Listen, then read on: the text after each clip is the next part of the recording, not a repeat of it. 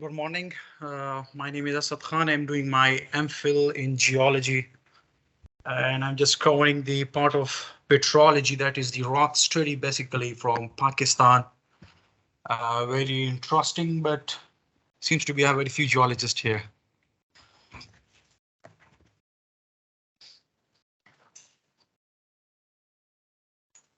Yeah. Before starting my topic, we will discuss about the our Earth basically was the one of the supercontinent called Columbia back in 1.5 giga nm, that is around about 2200 million years ago. And then the plate actually changes, and the Columbia converted into Rodinia, and then the Rodinia actually converted into the Gondwana land on which we live nowadays, actually the Indian subcontinent, to which my the study area lies. So the Indian plate we will discuss that lies in the Gondwana. Yeah, I'm covering the part of Himalaya, and Himalaya is, all of you, that is a mountain range which is formed due to the collision of the Indian plate with the Eurasian plate. And a huge mountain range forms, which covers around about 2,000 kilometers from Pakistan, India, Nepal, Bhutan, and then Tibet, China. And that's the way that Indian plate goes and then collided with Eurasian plate. And we have the collision of the Himalayan mountain system. That's the whole Himalayan chain, starting from western Pakistan to the southeast Tibet. And many authors, they divided the Himalaya into 3 to 4 categories. We have the greater Himalayan sequence, lesser Himalayan sequence, and tertiary symbolics. This is the map of Pakistan, to which my area lies. And Pakistan basically consists of 3 tectonic domains. That's the Asian plate, means the Eurasian plate, and the Indian plate. And in between them, there's a sandwich part, which is called Kohistan Island Arc. So when India collided with Eurasia, they got the sandwich part, which is called the Kohistan Island Arc. So the Pakistan consists of 3 tectonic domain. That's Eurasian plate, Kohistan Arc, and Indian plate. Yeah, because my rocks are granites, and the granites form as a result of the magmatism, that is the melting of the rocks, and they actually solidify beneath the earth crust or above the earth crust. The granites, they are crystallized below the earth crust, so we termed is as magmatism. Now magmatism in Pakistan and in Himalaya, there are 3 periods of magmatism, which actually starts from the Proterozoic magmatism, which span from 2400 to 1800 MA. Similarly, we have the Paleozoic magmatism, which starts from 570 to 240 MA. And then we have the tertiary or the recent magmatism, which is occurred due to response of the Himalayan orogeny, which occurs around about 50 to 45 MA, that is Eocene time. So our study rocks, they are consider all 3 of them possibilities. Some of the characteristics, they actually resemble with Proterozoic magmatism. Some of the characteristics, they actually resemble with Paleozoic magmatism, and some of them are the characteristic of the tertiary magmatism. That's why these rocks are very interested. And one point to be noted, that these rocks have never been sampled. They have never been studied geochemically. So I am the luckiest one that I have just picked up these rock samples for the first time, because the area lies in between the border of Pakistan and Afghanistan, which is actually the war region. So I am the first to be honored that I go there and just collected the samples.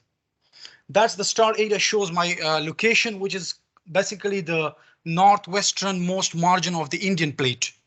So that's the very complicated zone, got the interaction with Kohistan Island Arc, got interaction with the Eurasian plate, and got interaction with the central Afghan block as well. That's the rock sequences we have in the gorge. The gorge which I studied is called Nangarhar Gorge, by the name of the province in Afghanistan, which is called Nangarhar province, very famous province. So these are the rock sequence. We have the Murray Formation, and then Murray Formation, which are the Miocene, very recent sediments, and they are overthrusted above these all older sequence. We have limestone, quartzite, we have slates, dolomite, and then my rocks, spinel crystalline complex. Why they are called complex? Basically, they got a variety of rocks, so that's why they are called complex, not single term like granites. Or they got the amphibolites, which are the basic rocks. They got the sediments. They got the granites. So a lot of varieties. So that's why in geology the term complex they call. So we divided the spinel crystalline complex into two units. One is the granitic gneiss and one is the lithogranites. That's the rocks under the thin section under the microscope, the granitic gneiss. You can see the brown biotite which align themselves. They got some orientation. And the other slide is pictures about the cross-slide having quartz, plagioclase, and feldspar, the mineral content of these rocks basically. This is the image of the ChemScan analysis. We have mineral assemblages under the ChemScan technology. We have the biotite, chlorite, the main minerals, and the quartz and plagioclase. And you can see that the plagioclase feldspar, the bluish color, that's very dominant in these rocks. So that's got a very indication for these rocks, their source characteristic, which we'll discuss further on. That's the rock area, which I just, that's the Nangarhar Gorge. And these are called the granitic gneiss of spinel crystalline complex. And you can see the red line. This is called amphibolite basic dikes, which actually intruded into these rocks. So sometimes they're in the form of dikes, sometimes they're in the form of sills. When they are perpendicular, they are called dikes. When they are parallel horizontal, they are called sills. These are the granitic gneisses. The other rock unit, which are called lithogranites or the tourmaline bearing granites. So these are basically tourmalines. You will well known about the tourmaline used in gemology, in gems. So these are the tourmalines under the microscope, and that's in cross lights, a very beautiful zone tourmaline grain you can see on your right side. Again, the ChemScan image of the tourmaline bearing granites. You can see this area, the above area is basically a tourmaline vein, which actually cross-cuts these rocks units. This is the field photograph for tourmaline lithogranites. And these fibrous growth of tourmaline, that's very rare in Himalayan geology. There never been found such type of tourmalines in the rest of the Himalaya. So these are very unique tourmaline, and you will doing some mineral chemistry for that, hopefully. Then we have discussed about the geochemistry of these rocks, and we have plotted them. And you can see the red ones are the spinel granites. The red ones are Mansella and Utla granites. These are basically the Mansera and Utla. These are the Paleozoic granites, which we discussed in the first slide. While the Dober and Shang granites, the bluish one, these are the Proterozoic granites, which we discussed in the first slides.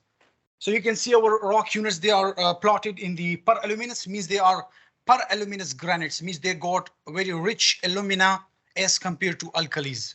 Alkalis means sodium, potassium, and alumina means the aluminum dioxide. Secondly, we can see they are plotted in subalkaline. It means that they are very having low value for the alkalis as compared to alumina. That's the tectonic model, how these rocks form basically. So you can see that Indian crust actually subducted beneath the Eurasian plate. So we have the melting of this part of the lithosphere, as a result of which the magma formed, and it comes on the top of the crust. Similarly, we have the asthenosphere upwelling, which is the hot magma that rises above the earth crust. It actually accumulates here and then solidify this continental crust. And as a result, when it solidifies, it forms these granites, which are the lithogranites, the tourmaline bearing units. So we actually satisfy this diagram by our geochemical data as well. And you can see that's the reddish is our spinel crystalline complex that plotted within the syncoliginal and volcanic arc granites. It means that they are associated with the subduction of the Indian plate beneath the Eurasian plates. So that's the hypothesis we satisfy by our geochemical data as well. That's the silicon dioxide and yttrium we plotted against the major and trace elements. And again, we have the plotted in the volcanic arc granites. Similarly, these are the REE which got that they got a very huge enrichment of the light REEs, rare earth elements. So there is another targeting for their REEs in Pakistan, such as China targeting these REEs nowadays. These are the source rock characteristic, which shows that these rocks got most of the Semitic source, means the sandstone or the gravakes or the older Indian basement rocks, they have been melted and they form these rocks. So again, the another manifestation of our geochemical data. Then comparison of the other geochemical, same rocks has been exposed in Namcha Barwa in Tibet. The same rocks have been exposed in Nanga Parbat. The C1 are called Indus syntaxes, Bisham granites, and D is our area. So that's the correlation of our data into other parts of the Indian plate. That's the geochronological dates, and the concluding remarks are that these rocks are formed as a result of the subduction of the Indian plate beneath the Eurasian plate. And we have the isotopic dates as well, which will be coming in hopefully next of weeks, which will shows the age of these rocks. And then we will assign these rocks and we will table them according to their age into a Paleozoic magmatism, Proterozoic magmatism, or Tertiary magmatism, which will be a new edition of granitides in the Himalayan geology. Thank you so much.